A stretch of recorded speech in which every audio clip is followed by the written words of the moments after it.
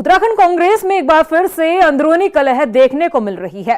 इस बार वजह निकाय चुनाव के लिए जारी हुई उम्मीदवारों की पहली लिस्ट है, जिस पर पार्टी के कई नेताओं ने अपनी नाराजगी जताई है।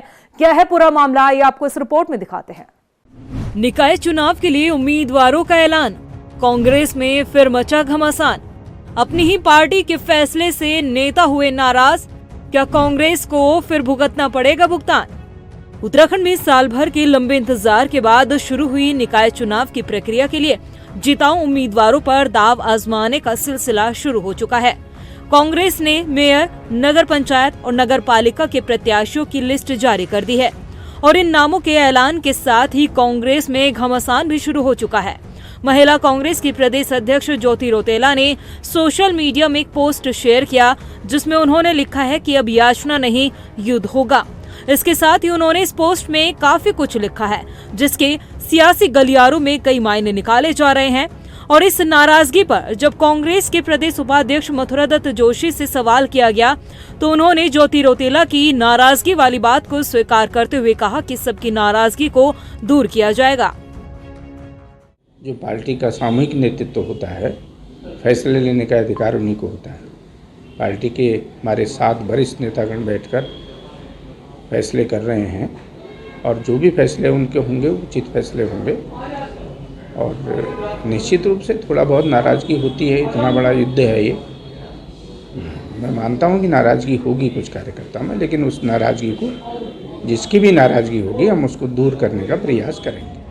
उधर कांग्रेस में उठे ये बगावती सुर किसी एक नेता के नहीं बल्कि दूसरे कार्यकर्ताओं में भी देखने को मिले। कांग्रेस कार्यकर्ता उदयवीर सिंह पवार ने कहा कि वो लंबे समय से देहरादून के वार्ड नंबर 10 डोबालवाला नेशविला रोड से टिकट की मांग कर रहे हैं। उन्होंने पार्टी के लिए हर मोर्चे पर काम किया, लेकिन जब टिकट बंटवारे का समय आया तो उनकी अनदेखी कर दी गई।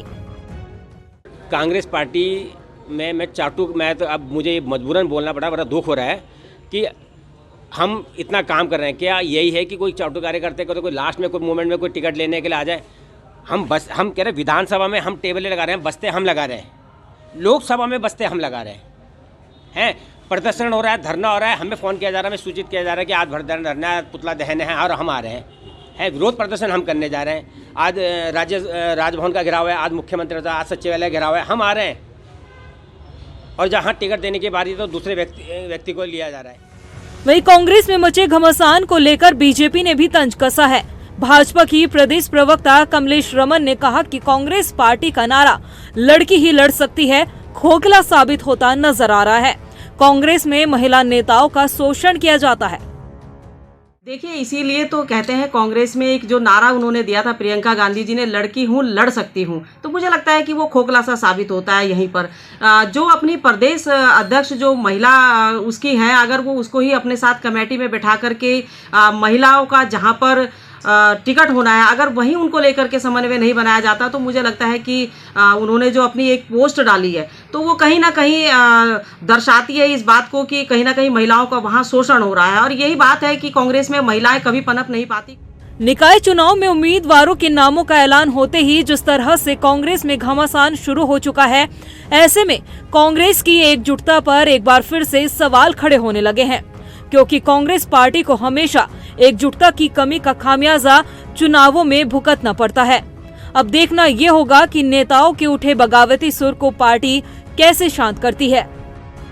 रफ्तार मीडिया के लिए देहरादून से सुशांत सिंह की रिपोर्ट।